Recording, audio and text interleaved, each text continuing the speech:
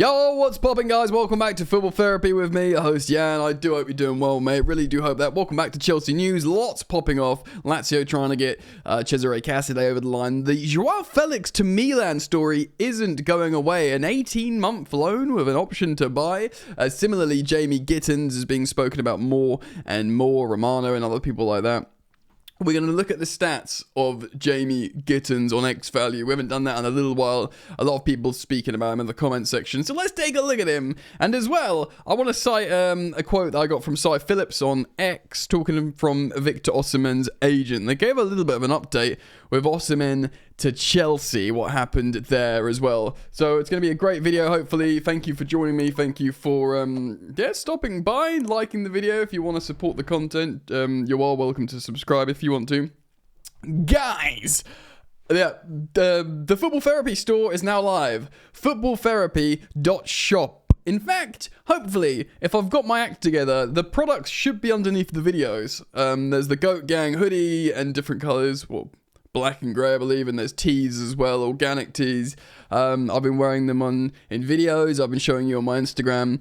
For those of you who have been asking and who have been interested, yes, it's live. So do go check out. I'll put a link in the description to the store as well if you want to go and check it out and you fancy getting a bit of Goat Gang merch for the OGs of the channel. And, you know, if you're into it, we might expand the merch line as well. People asking for some Mandem FC stuff about Chelsea. Who knows? Maybe we'll do a little bit of that as well. But yeah, thank you for checking that out, guys. Let's get into it.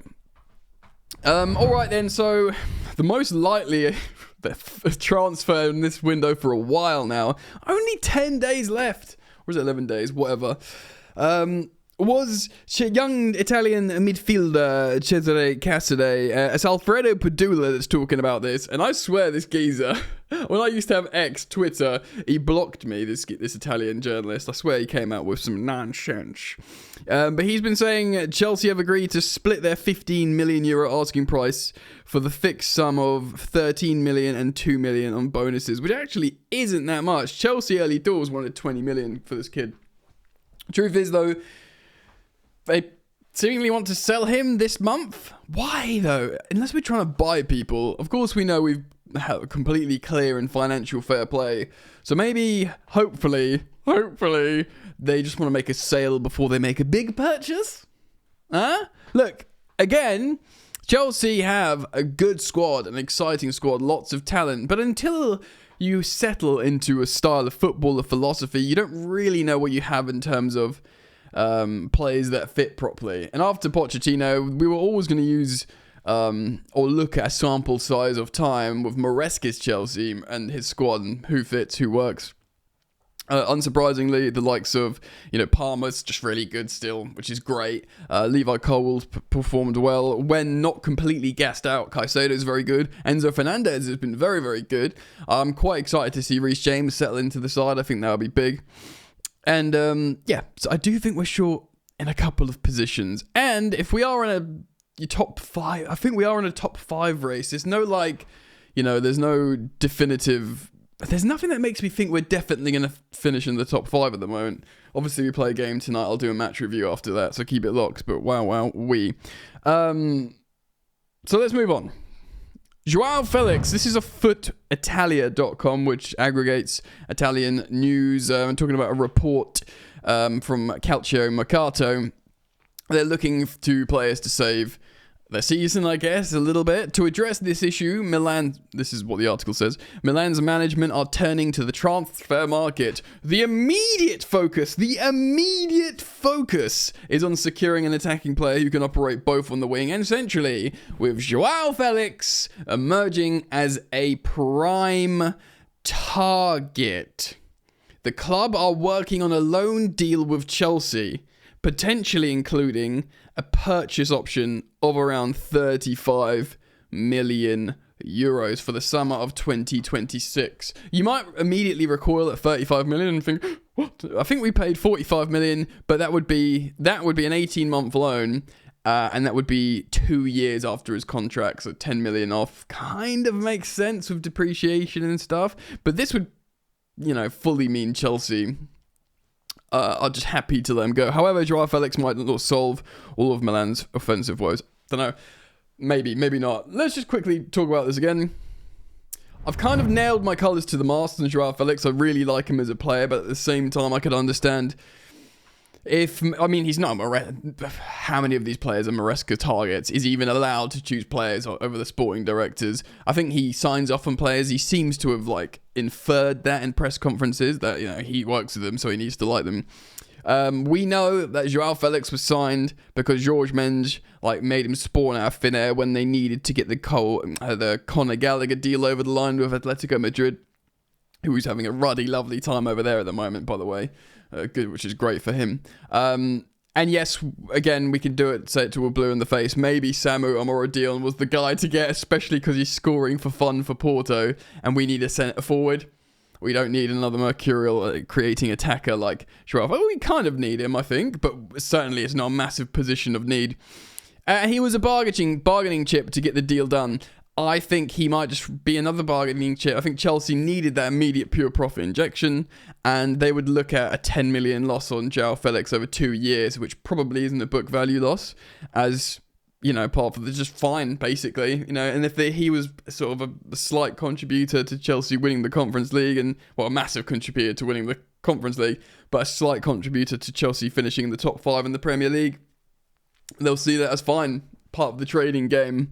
And I don't think it would be a massive miss to Enzo Maresca as a coach.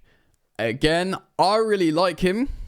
I'd like for it to work in the same way I really liked Hakim Ziyech. It wasn't the most fashionable thing, but stylistically, I just dug it as a player. I actually think Joao Felix is way better equipped to mix it and perform in the Premier League than the likes of Hakim Ziyech. But yeah, we'll see what happens. There is a sort of feeling maybe that very few are safe at Chelsea. And Nkunku seems like he's on the way out. We've discussed that. Who actually feels totally safe? Cole Palmer. I think Nico Jackson does. Caicedo and Enzo Fernandez, who both can show they can play very well under Maresca in this team.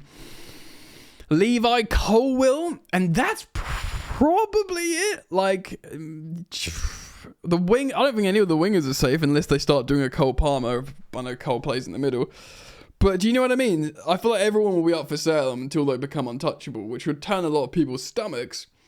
But they'll see it as trading, making money, but building the best team. We'll see what happens on that, though. All right. Romano's confirmed that Jamie Gittens, loads of clubs are in for him. Of course, we know Chelsea are in for him. Borussia Dortmund are basically dealing with clubs starting to make their moves. I'm going to talk about Osimhen in a minute, so let's quickly want to look at Jamie Gittens here on X value, a player that Chelsea definitely like. A left-sided player, as you can see on the heat map here on the right side of the page.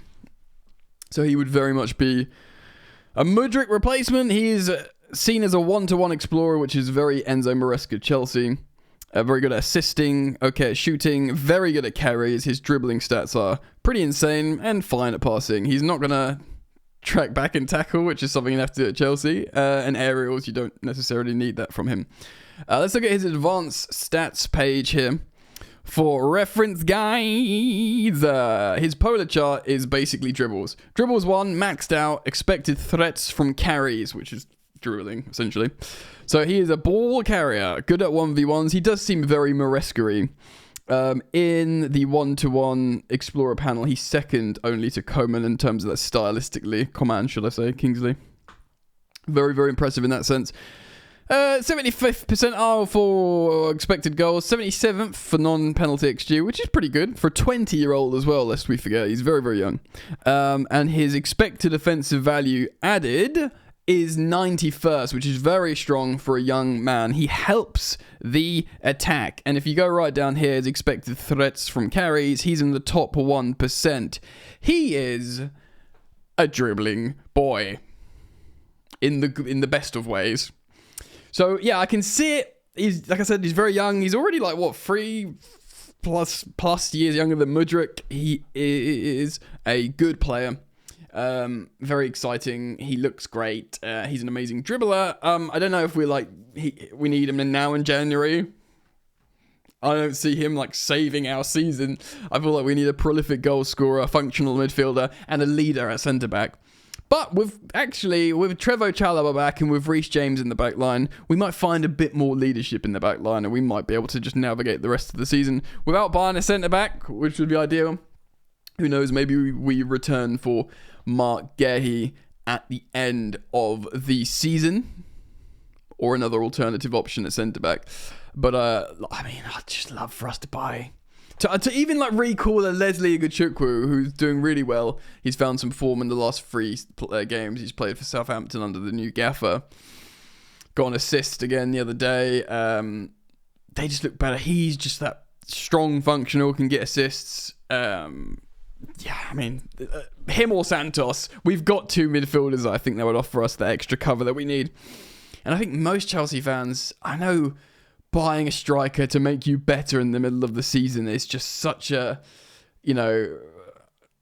wish upon a star for every football fan in their club. Do you know what I mean? You got to pull a striker out of a season he's already having that he's doing well because you want a good striker and you're a good club with money. He's got to just turn up at your football club, integrate immediately into the tactics, system, culture, language, country, and be good and make the difference. Tough, innit? Tough. Maybe you'd sign an Osimhen. An Osimhen who speaks English. An Osimhen who's old enough to just hang out in the box, and if chances come to him, he will convert them. He will outperform his XG, where Nicholas Jackson underperforms his XG. I'm a massive fan of Jackson. I think he really, really contributes to how Chelsea play, both on and off the ball.